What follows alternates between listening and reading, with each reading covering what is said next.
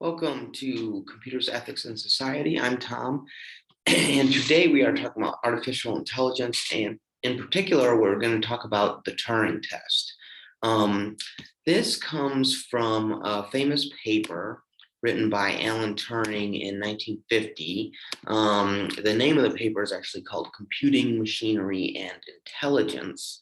And Turing is an interesting figure. He is credited with inventing the computer, basically, and not by building a machine, but by basically figuring out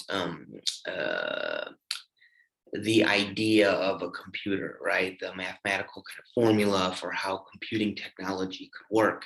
I think he did some code. He was a coder in the World War II. He was a really interesting figure.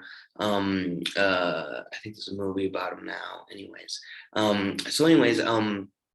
The Turing test is kind of a classic test about AI, artificial intelligence, right? It creates a certain kind of standard about what it is for a computer to be able to think. And this is kind of the question that he begins with is, can computers think?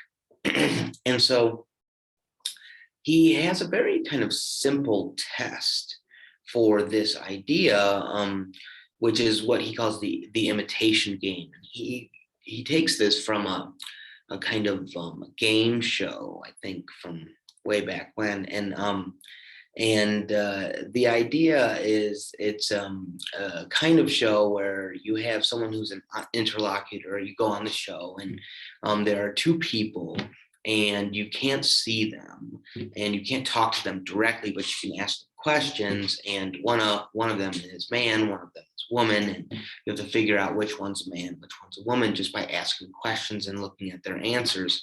And there's this intermediary, so you would write down your questions on a piece of paper, and then you would get a piece of paper back with the answer, or someone else would kind of be the intermediary, or would give you the answers, right? So you couldn't hear their voice and use those kind of cues. You had to just base it on the content of their answers to your questions. And from this, Turing says, well, what if we, rather than figuring out which one is a man, which one is a woman, having one of the participants that you're questioning be a computer, right? And have computer generated responses, right? And see if you could pick which participant A or participant B, is the computer. And Turing proposes this idea that if in the course of this examination, you're not able to figure out which one is a computer and which one is a human, then we've reached a genuine kind of standard of artificial intelligence, right? The kind of contemporary version of this is, if you were texting with someone, right, and you weren't able to tell that it was just an algorithm giving you answers, then the idea would be that that algorithm would meet the Turing test, right? Pass the Turing test. And so this is a very simple idea, and it's very intuitive on a lot of levels. It gives us a sense. We talked about singularity before, right? Singularity is when machines get to a place where they're as smart, or they surpass the intelligence of human beings, and this would give some kind of measure of singularity, right? Once we can't tell the difference between machines and humans in this kind of in some kind of intermediated speech, then it seems like they've kind of reached a point where they're just as intelligent as human beings, right? So this test is really famous. It provides kind of a certain standard. Lots of people have pushed back on it in different ways. but it continues to remain something of a standard in the AI world. And one thing about this test is that it's pretty sleek, right?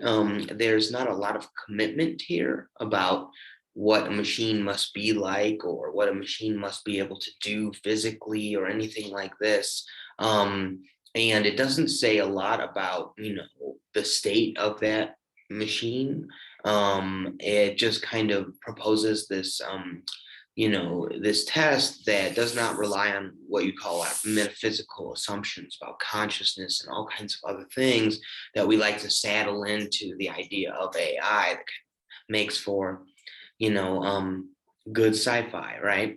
But it does leave open a lot of stuff in terms of what counts as intelligence. It leaves very, very much open what we think of intelligence is. And when we're talking about artificial intelligence, there's a big question about what is an artificial, rendition of.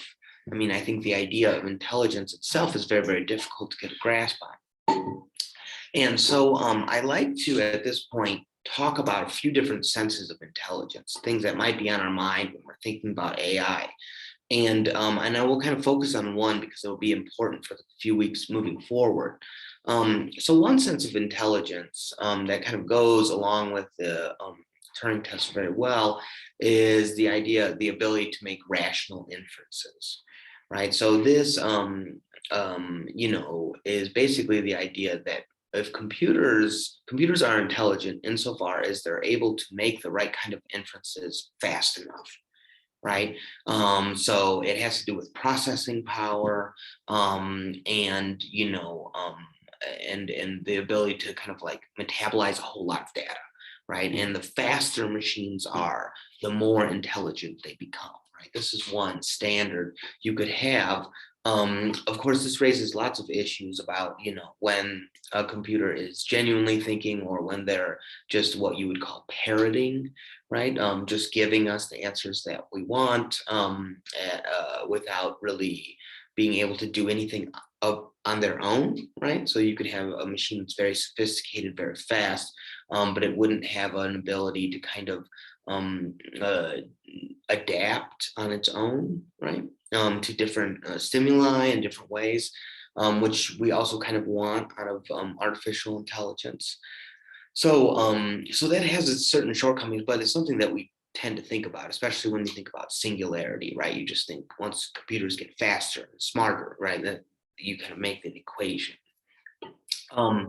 But there's also a second kind of sense or attribute that we tend to bundle up with the idea of intelligence, and that's consciousness, right?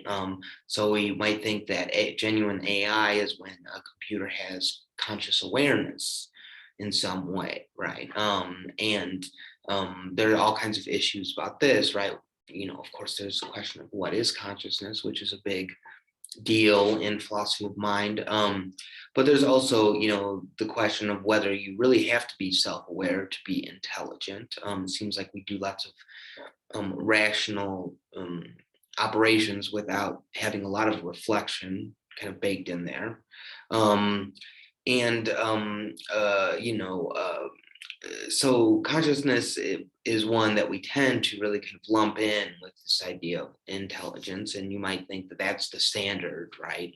A lot of the objections that Turing considers kind of play on this idea of conscious awareness and whether or not you need consciousness to do art and these kinds of things. The third one is this one that I call the self-determination, or the kind of life component of AI. And this is the idea of a machine's ability for self-maintenance, self-organization, its ability to do things of its own accord, right? Exhibiting a level of autonomy and independence, right? Or a sense of self-preservation, right? So this is kind of the idea of AI that's kind of behind a lot of sci-fi films like Terminator or something. This is when the machines turn on us, right? Because they have a sense of self-preservation. They're acting of their own accord, and they want to separate themselves from the human race in some way, right? Now, of course, that's like I said, very sci-fi-y, as it were, um, but it's also something that, as it turns out, is very, very relevant in so far as we kind of consider that in degrees, right? And I'll come back to that in just a second. But notice that all three of these have a different idea of what kind of singularity would amount to, right? The first one having to do with, singularity is when computers are fast enough, right? And can make kind of inferences and process information as quickly as our brains, right? Or more quickly. The second one would be, that a computer has artificial intelligence. Singularity is reached when a computer can have consciousness in some way. And the third one, would be that a computer exhibits artificial intelligence, or reaches singularity when it can take responsibility for its own kind of preservation, fix itself, adapt in different ways, and kind of keep itself going without us constantly having to tend to it. Now, of all these, actually, I think the third one is the most relevant for us moving forward. And it's not because I'm worried about machines taking over the world, but this has to do with a phenomenon that I call it the opacity of machine learning algorithms. So, moving forward, and the way in which we consider artificial intelligence in the way it's operative in our day-to-day lives is really in terms of machine learning algorithms, right? We have algorithms that can do all kinds of tasks on their own. We kind of wind them up and kind of set them to do all kinds of work that we don't want to have to do. Google and YouTube and all social media outlets are using algorithms to produce our feed and to process our data and data harvesting and all this kind of stuff.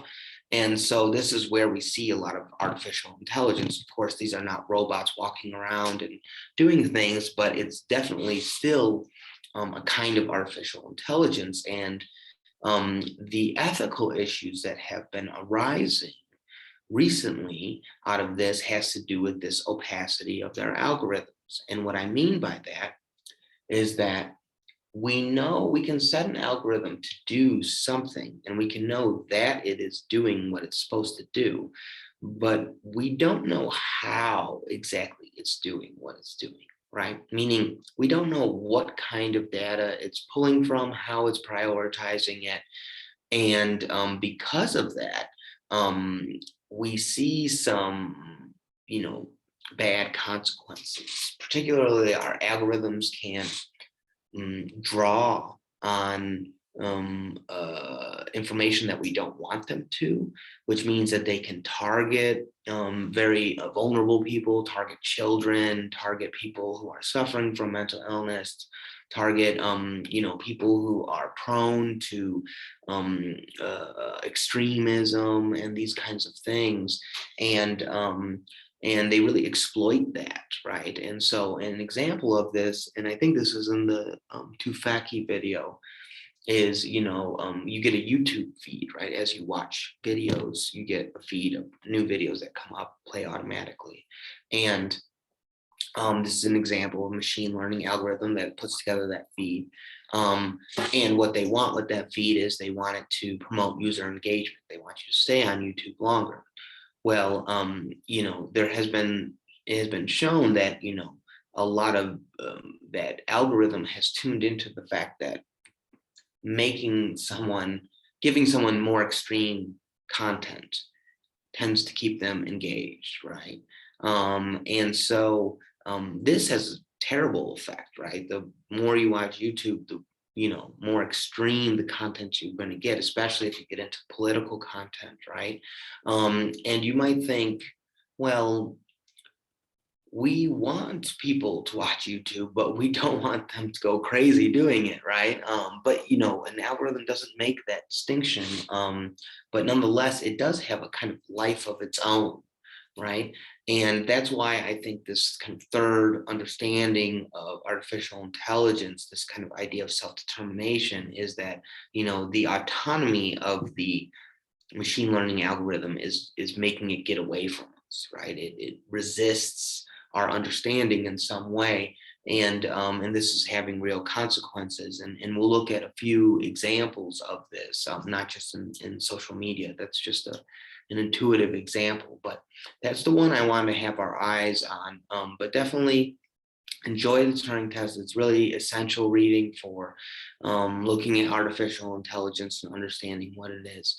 And we will continue talking about artificial intelligence more as we go. So thank you, and I'll talk with you all soon.